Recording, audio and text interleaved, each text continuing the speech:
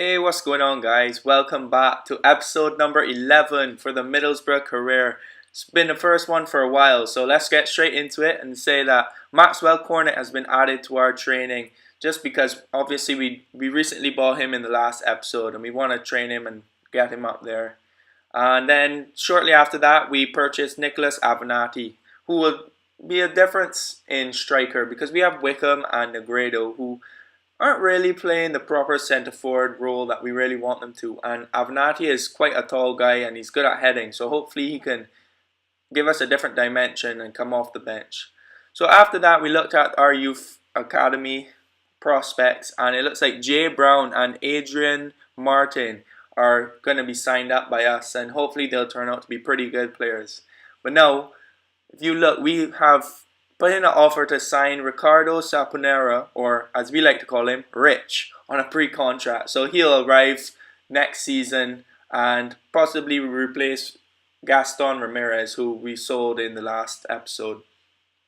So going along with that, we decided not to bring him in this window based on two reasons. One of them being that we didn't have the money to do that, and as well, we had a recent rise of Crystal Gonzalez in the last episode, and I think he scored two that episode. But either way, he played really well, and I figured that we would risk it and try and get him maybe in next season. But anyway, to start this match off, we're playing against West Brom, and we decided to play the same general formation, but I believe that Maxwell Cornet comes in for his first full debut against West Brom. So we'll see how that goes and we'll go from there. So to start the game off, they had the first attack when Matty Phillips dribbled down towards the goal, passed it back to Gardner, who had a shot, but Valdez easily dealt with it, and nothing really came of that. And next on the attack was us, where Victor Fisher was given the ball and he decided to run down the line. And when he put the cross in, there was a guy there, unfortunately, to stop it going in. But it came out to Sane, who had a shot. And what a goal that was from Salif Sane. What a crazy goal from our defensive midfielder. And he picks the ball up here, as you can see, and just booshes it with his left foot straight into the top corner. I have not seen such a good goal in a long time. It just dips and swerves away from Boas Myhill in the goal, and what a great goal that was. And what a way to announce yourself in the Premier League with your first goal of the season. So well done there from Salif Sane. And that is just about where this half finishes off. And we have to go back to that goal because that was an amazing goal. I thought after the cross, alright, well, that's enough and nothing's really going to happen. But Sane just took it all into his own hands and just booshed the ball straight into the corner. What a crazy, crazy goal.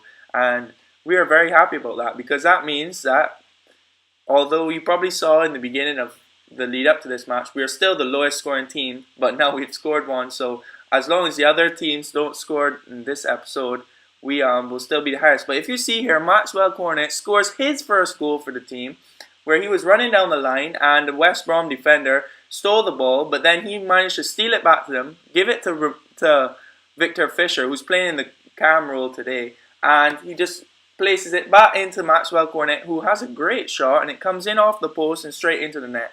So that is 2-0 to us. For the first time in a long, long time, we've actually scored 2 goals in a match, and we're 2-0 up. So hopefully that will keep going, and we will have something to cheer about at the end of this match. So we're back on the attack again here, and Sane picks the ball up, runs towards the byline, crosses the ball in, and Myhill makes a good save, and the ball is eventually cleared by them. So again, we're just on them this entire match. We played really well this match. We were just attack after attack. And Aqua passes the ball into our new guy Avenatti, who started this match, surprisingly actually. But unfortunately, he was unable to convert that one. Look how agonizingly close that was. But unfortunately, we were not able to convert that and make it 3-0. So we then made some subs with Nkudu, Connor Wickham and Marcus Edwards coming on. And Edwards obviously is our fairly new signing. Well, he signed this season and he's a very young player. I think he's about 60 or 61 overall. So we just figured we'd give him a game because this is really one of the first games that we've been, in a fairly comfortable position. And we really wanted to give him some game time, and see how he plays. And as you can see, there's a bit of a bumble here, but you can see how much of a effort the team is putting in with everyone going in for the blocks. And that is how the game will end at 2-0 to Middlesbrough FC. How great is that? The first time in a long time we've won by more than one goal. And on top of that, we just dominated with Salif Sane, of course, picking up man of the match after that strike. But everybody got great ratings with Fabio, Victor Fisher, Sane, Aqua. Just everyone had great ratings in general. And I have to say I'm very, very happy with the way that game turned out. And I hope that the next game in this episode can be just as good. As you see here, it looks fairly even in terms of shots. But look at that. We have one shot on target and we scored 2 goals. That's when you know you're bad. Bad meaning good, in case anybody didn't get that. Anyhow, so that's deadline day now. And Bradley Fuster, we've sent down on loan to Rotherham United, and I don't think we'll end up using him in this career, but I just figured get him off on loan. Who knows? He might be one of those glitch players that eventually jumps up by 10 overall a season or something, so you never really know. But here's the big news.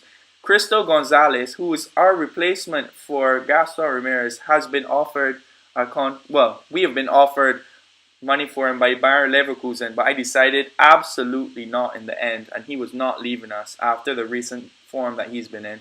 But he's only worth 2.3 million. They've offered almost 4 million, so almost double his valuation, but we just cannot let him go. We cannot let that happen. He's one of our up-and-coming prospects, and we can't let him go, not so easily. So you can see here we moved on to a squad report, and Tin Jedvaj has gone up by 4 overall this season, and he really is looking like a beast. Whereas Sane, unfortunately, hasn't gone up at all, which kind of sucks, but he's had a great season. Hopefully these signings that we've made in this transfer window will be as good as the ones that we've made in the original transfer window. But if you caught that there, Cameron Carter-Vickers has gone up by 8 overall this season. 8! And we're only halfway through the season. It's an absolute crazy stat that has happened there. And I am very happy because he's played in a couple of games and he actually has really done a good job. And we have to be happy about that. But anyway, our next game for the episode is against Spurs. And as you can see here, we finally made it into the top 10 of the table.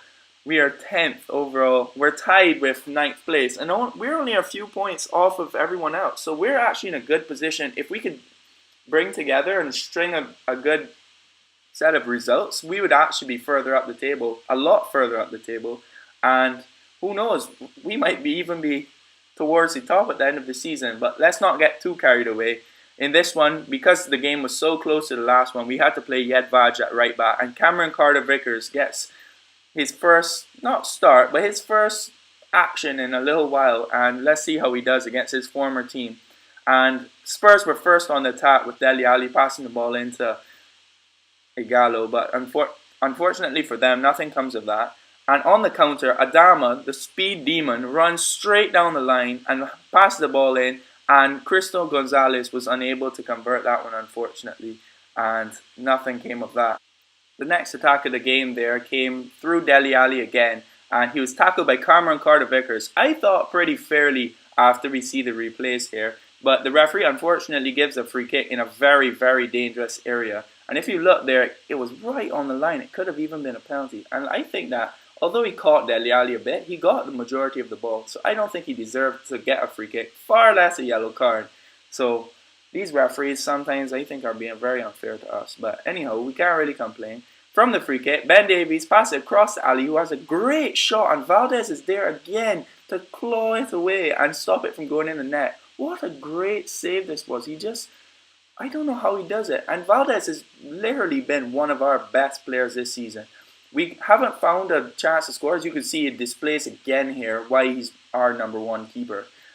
We have had trouble scoring, but without Valdez, we would have lost every single game that we drew. Seriously, he's been that good. And we really would be in shambles without him. So he really is looking at player of the season for us. But anyhow, as you see here, Spurs have had pretty much the better half with 3 shots, 63% possession. We only have 1 shot so far. but hopefully it will pick up in the second half. But the first attack here, you can see what a great tackle that was from Espinosa, and again another tackle from Ensue, and you're just seeing now how much of a fight the Middlesbrough players are putting out. As you see, Dele Alli has a good shot here, but it's just wide of the post. But when it rebounded off the signage back there, I thought it was in when it rippled the net, but fortunately it wasn't. And just after that, we had to change things up a bit, and we brought on 2 subs with Crystal Gonzalez and Victor Fisher coming off, and Negredo and Adama coming on to hopefully make a difference.